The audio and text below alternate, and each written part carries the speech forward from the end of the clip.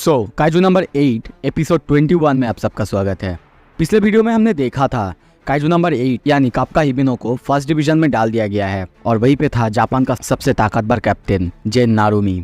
अब आगे एपिसोड के शुरू में हमें कई जगह दिखाया जाता है कि शहर में कई जगह भूकंप आए जा रहा है और ऐसे एक बार नहीं बार बार आए जा रहा है। लोगों को बहुत ज़्यादा प्रॉब्लम्स हो रहे हैं। सभी बात करने लगते हैं, अरे ये सब कुछ क्या हो रहा है, हर बार ऐसे भूकंप क्यों आए जा रहे हैं। शहर में चारों तरफ हम देखते हैं बार बार ऐसे भूकंप आए जा रहे हैं।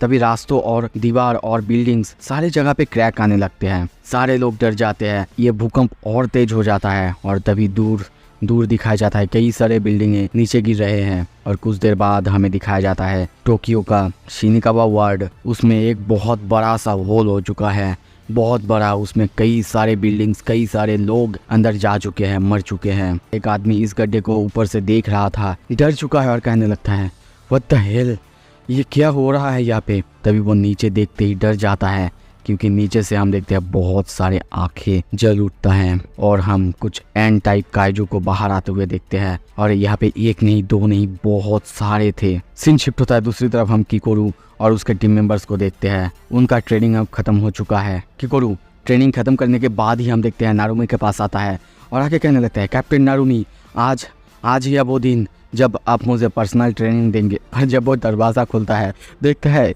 नारुमी उसके सामने सर झुका के बैठा हुआ है। ये देख के वो बहुत ज़्यादा शॉक होती है। तभी नारुमी कहता है शिनोमिया प्लीज़ मुझे थोड़े से पैसे दे दो। शिनोमिया को कुछ भी समझ में नहीं आ रही थी। वो कहता है मुझे कुछ भी नहीं पता है, मैं पैसे तो मुझे मिले थे, मुझे पता है, मैं श्योर हूँ मुझे पैसे इस महीने के पैसे मिले थे, पर पता नहीं आते ही क्यों वो सारे पैसे कहाँ गायब हो गए। प्लीज़ मुझे कुछ पैसे दे दो, मुझे कुछ भी नहीं पता मेरे पैसे कहाँ गए हैं। शिनोमिया कहती है और आपके पीछे जो सारे यामाजान का जो बॉक्सेस दिख रहा है वो सब कुछ नहीं है, उनका कुछ काम नहीं है यहाँ पे। पर वो नहीं रुकने वाला था। वो उसके पास जाके और ज़्यादा कहने लगता है प्लीज़ मुझे पैसे दे दो, कुछ पैसे दे दो। शिनोमिया चिल्ला के कहती है रुकिए, आप ये क्या कर रहे हैं, आपको शर्म नहीं आ रहा है, आप अपनी जो सबऑर्डिनेट्स है उससे पैसे मांग रहे हैं। वो लोग ऐसे बात कर ही रहे थे। तभी वहाँ पे हासेगावा आता है और कहता है नारुमी शिनोमिया समय आ चुका है। ये सुन के वो दोनों चौंक जाते हैं। तभी देखते हैं दोनों तैयार होते हैं और तभी पूरा फर्स्ट डिवीज़न अब लड़ने के लिए तैयार है। कुछ देर बाद हमें शहर में दिखाया जाता है चारों तरफ एंड टाइप काइजूज अटैक कर रहे हैं, लोग भाग रहे हैं चारों तरफ। सीन शिफ्ट होता है। कुछ देर बाद हमें दिखाया जाता है एक छोटा सा लड़का और उसके साथ में उसकी बहन, दोनों अटके पड़े हैं। उसकी बहन की पैरों में चोट आया है, वो भाग नहीं सकती। वो बच्चा कहता है चिंता मत करो नारुमी, कैप्टन नारुमी आएगा और हमें बचा लेगा। नारुमी आके उस काइजू को एक ही शॉट में मार देगा। पर तभी वो काइजू वहाँ पे आ चुका है। ये देख के वो डर चुका है। वो काइजू उसे खाने वाला ही था, पर वो डरते हुए भी सोचने लगता है नारुमी हमें बचा लेगा, नारुमी हमें बचा लेगा। वो काइजू उसे खाने वाला ही था। तभी देखते हैं नारुमी उसके ऊपर एक जंप मारता है और उस काइजू को वहीं पे मार देता है। ये देख के वो बच्चा बहुत खुश होता है और कहने लगता है नारुमी आपने बचा लिया। नारुमी कहता है हे ब्रैट, तुमको इसके लिए पे करना होगा। तुमने एक कैप्टन को उसके टाइटल के बिना बुलाया है। जाओ अब घर जाओ, अपने मॉम का फ़ोन लो और पोस्ट करो कैप्टन नारुमी बहुत कूल है, वो भी 10 बार।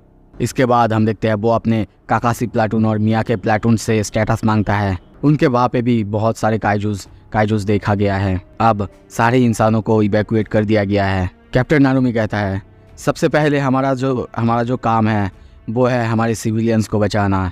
तो सबसे पहले सारे लोगों को इवैक्यूएट करो, उसके बाद सारे काइजूस को न्यूट्रलाइजेशन जोन के अंदर लाओ। ये सुन के ही सारे लोग कहते हैं रोजर और तैयार होते हैं लड़ने के लिए। और तभी वो कहता है किकोरू शिनोमिया और काइजू नंबर 8 तैयार हो जाओ, अपने सामने आने वाले हर वो काइजू को मार डालो। हर एक सिविलियंस को इवैक्यूएट कर दिया गया है तो तुम्हें पीछे हटने की बिल्कुल ज़रूरत नहीं है।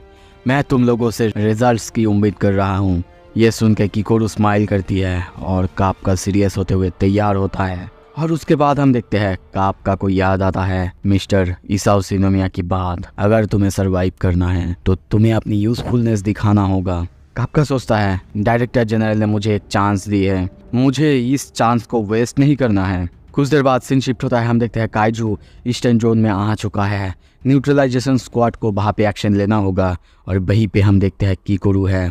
किकोरू कहता है वो लोग आ चुके हैं, किकोरू शिनोमिया के सामने अब सारे एंड काइजूस है और अपने हथियार के साथ वो भी लड़ने के लिए बिल्कुल तैयार। नारुमी को देखते हैं, वो शिनोम प्लाटून को कहता है, शिनोम प्लाटून शिनोमिया को असिस्ट करो जैसे कि प्लान था, साउथ में जाओ, बैकअप प्रोवाइड करो। शिनोम कहता है रॉजर दैट सर, पर वो पूरी करती है अपनी बात उससे पहले ही हम देखते हैं किकोरू वहाँ पे आती है और उस काइजू को एक ही बार में स्लैश करती है। ये देख के शिनोम पहले तो चौंकता है, पर किकोरू वहीं पे नहीं रुकती, वो और एक काइजू को वहीं पे स्लैश करता है। हासेकावा कहता है ऑफिसर शिनोमिया ने एक काइजू को डिस्ट्रॉय कर दिया है और इसके बाद भी वो कंटिन्यू करते जाता है। फिर भी वो सोचता है ये इनफ नहीं है, वाइस कैप्टन होसना इससे भी फास्टर है, इससे भी फास्ट है। वो फिर से जाता है और एक काइजू के पास और दौड़ने लगता है, उसे मारते हुए सोचता है कैप्टन आशिरो का अटैक और ज़्यादा ताकतवर है और वो उस काइजू को 20 से ही चीर देती है। फिर से हासेकावा कहता है ऑफिसर शिनोमिया ने और एक टारगेट को डिस्ट्रॉय कर दिया है। कापका ये सुन के बहुत खुश होती है और कहता है ये हुई ना बात किकोरू।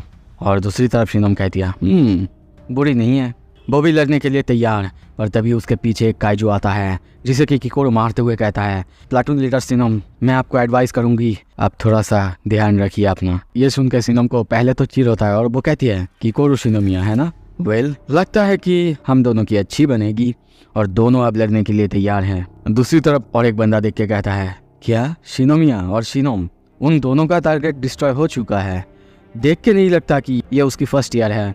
हासेकावा कहता है हाँ लगता है कि वो आपसे भी स्ट्रांग है जब आप पहली बार ज्वाइन किए थे, है ना जेन नारुमी। ये सुन के नारुमी को गुस्सा आ जाता है और वो कहने लगता है क्या कहा तुमने। पर तभी थोड़ा सीरियस होता है और कहता है पता नहीं क्यों ये अब भी अजीब है, ये काइजूज पता है ना एन टाइप काइजू है ये, इसे तो नॉर्मली सरफेस पे देखा नहीं जाता, कभी कभी अगर कोई भी टनल या फिर कुछ भी अंडरग्राउंड में काम होता है तभी इन सबको देखा जाता है, पर अब ये तो अजीब है। हिस्ट्री में पहली बार ऐसा हुआ है कि एन टाइप काइजूज ऊपर सरफेस पे आ रहे हैं, मुझे लग रहा है कि जल्दी ही उनका लीडर वो आने वाला है। तभी आवाज़ आता है बहुत सारे काइजूज को न्यूट्रलाइजेशन वेस्टर्न रीजन में भेजा गया है और वहीं पे कापका के साथ वहाँ पे और एक प्लाटून था, तो अब कापका की एक्शन करने की बारी है। कापका खुद को प्रिपेयर करता है। दूसरी तरफ सीन शिफ्ट होता है, हम defence force temporary base headquarters में देखते हैं। वहाँ पे सभी कापका की परफॉर्मेंस देख रहे थे। शिनोमिया इसाओ शिनोमिया भी वहीं पे है और एक बंदा कहता है चलो अब देखते हैं काइजू नंबर 8 आखिर उसकी एंटी काइजू कॉम्बैट एबिलिटीज़ क्या है।